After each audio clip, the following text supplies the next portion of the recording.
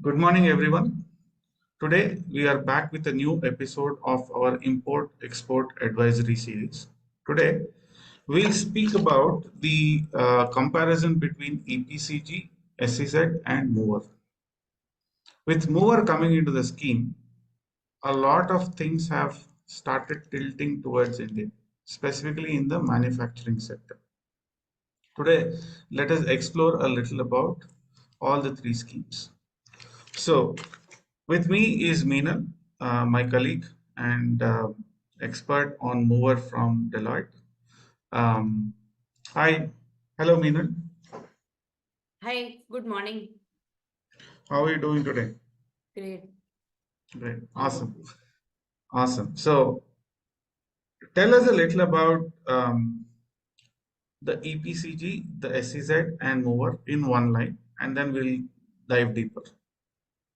In one line, it's like all of them, the agenda is to help the manufacturers and the exporters. Common Okay, genesis is that. However, Mover is a much more refined version. okay, nice, nice. So now let's go in that particular sequence. Now, how do exporters obtain the EPCG license? Okay. So there is a foreign chapter 5 of the foreign trade policy. The foreign trade policy is drafted by the Directorate General of Foreign Trade, DGFT department, which falls under the aegis of Ministry of Commerce. Okay, so the benefit is given provided under the foreign trade policy, wherein if you want to import your capital goods, you can import without payment of the custom duties and GST.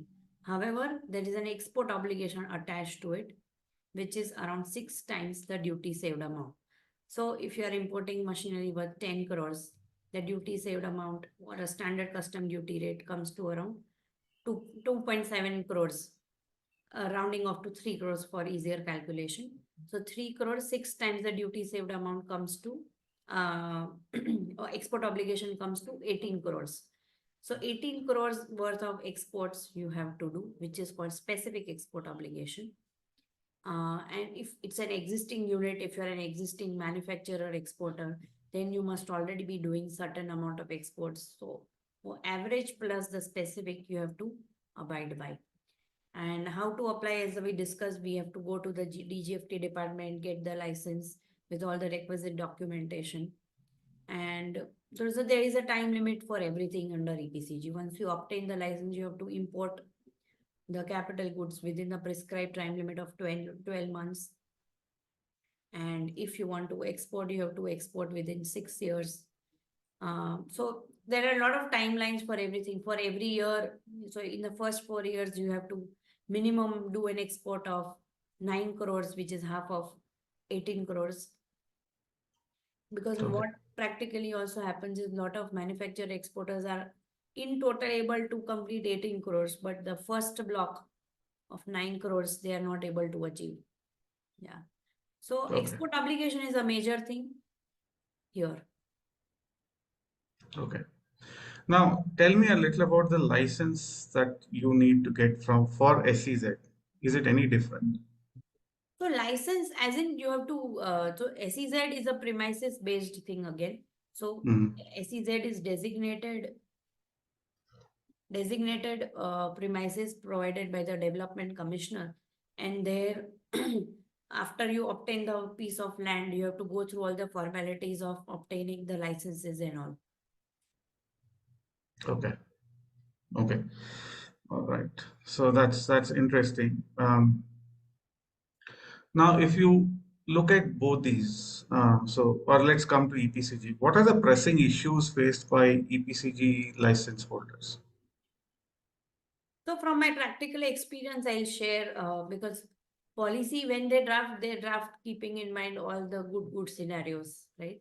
That okay, they Right. will be able to do this, that. But practically because of the industry, the volatility of the market, and many other factors, a major challenge with EPCG authorization holders faces unable to fulfill the export obligation within the prescribed time. And what happens due to non-fulfillment is They have to pay this amount with duty with interest and penalty. Hmm. So that turns out to be 3 times the duty saved amount. Okay. That is a huge hit if you are not able to fulfill. If you are able to Correct. partially fulfill, then the partial amount, proportionate amount, on that you have to pay the interest and penalty. The second important here thing is bank guarantee. So if you are a new manufacturer or exporter, and this I've come across with many people that they are not because this bank guarantee thing is not provided under the foreign trade policy.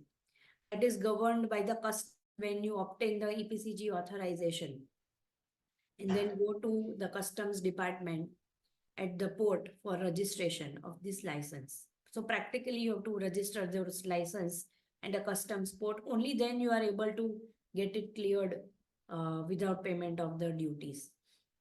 So bank guarantee you have to furnish to the customs official, because foreign trade policy is the provides for the benefit what is there, but the financial implication, the benefit is actually given by the Ministry of Finance. So these are two different ministries. Customs falls under the Ministry of Finance. Okay. So So when you wherever go, there is a conversation between two ministries, we can run into a lot of communication yeah, problems. so practically when you go to the port for registration of the EPCG authorization, which is issued by DGFT, they'll first check the credibility. Like they have few parameters in their system and a lot of other things through which they check that okay, whether this person who is a manufacturer exporter will be able to fulfill the export obligation or not, and if not, what checks balances. So bank guarantee is with an idea that okay, if he is not able to fulfill, then how do we recover? So it's a kind of a guarantee provided by the bank. And because of that, the bank guarantee, the equivalent amount of the funds get blocked with the bank, which is placed before the customs. So the minimum amount of the bank guarantee is 15% of the duty saved amount, and it can run up to 100%. So 3 crores, if we consider the duty save amount, 45 lakhs, 15% is 45 lakhs. Minimum 15% up to 100% of the bank guarantee amount of the duty saved amount is to be placed with the customs. This is mainly for the new manufacturer exporter who are setting up the new unit, who do not have any background of doing exports and all. So that is mostly mostly the EPCG authorization holders are not aware of, and this comes as a surprise to them when they go to the customs department for registering the script. And because of this factor, the many a times people withdraw from EPCG because their funds are getting blocked. If Got it. it's an existing manufacturer exporter, then the other fallback is they have to comply with the minimum export, and then on top of it do the specific export of 6 times. Like they have to maintain the average and then also do the 6 times duty saved amount exports. So export obligation, bank guarantee, and the third is closure of the EPCG authorization.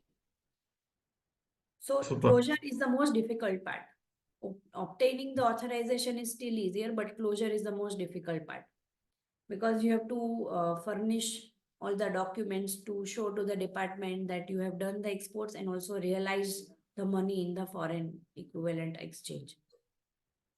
Okay. So many a times what happens is the companies must have done exports, but they do not have proper documentation to establish that okay, this export obligation is getting fulfilled. So these are the three major pitfalls. There are many other, but we'll talk about it maybe later in a different session. Sure. So similarly, would you have any such pressing issues that SEZ holders or SEZ applicants face? Yeah, so quickly, if I talk in context of Moowr versus SEZ, in SEZ, you have to compulsorily do exports because you have to achieve a net foreign exchange. Okay. So that is a major thing. Other, of course, minimum investment criteria and everything is there under SEZ. Criteria and everything is there under SEZ.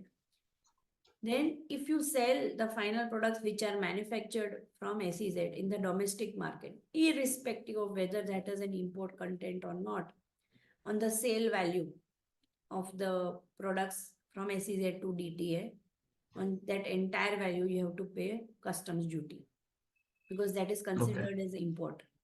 So this happened again practically with one of our clients that initially they had anticipated that they'll be doing a lot of exports. They even did it for another 4 or 5 years. But then due to market volatility, the international demand decreased a little. And in the domestic market, they were able to get good orders. However, they turned out to be incompetitive. Of course, Huh. SEZ can sell in the DTA in the domestic market. However, they turned to be incompetitive only because of the fact that they had to pay custom duty on sale from SEZ to DTA, which is unlike Moowr. In Moowr, the concept is when you import, you don't pay the duty. Even you can do a lot of other domestic procurements from the market on payment of GST. And when you remove the final products after processing in the domestic market, only if there is an import content, and that too on that proportionate import content which is in the final product, only at that portion you are supposed to pay the duty. So that becomes a very, very important point considering that the market's uncertainty, and Moowr gives a lot of flexibility because there is not a single penny of export obligation in the Moowr. Okay. That's a very big thing when we compare this in context of EPCG and SEZ. Yes, makes sense. Makes sense. So now a few short questions. All right. So can you import second-hand capital goods under EPCG? No. Under Mover? Yes. Awesome. Now, when you have such a beautiful scheme like Mover, why do people even go for EPCG or SEZ? So there are again couple of scenarios where still somebody may want to go for EPCG. They are very short of that. Okay, they are going to have exports done for sure. They have certain export orders in hand. That is Okay. the only major thing why somebody may go into EPCG. Otherwise, they may not go into EPCG because it's very difficult if they are not able to comply and they have to end up paying more interest and penalty along with the duty amount. SEZ has lost its shield, to be very honest.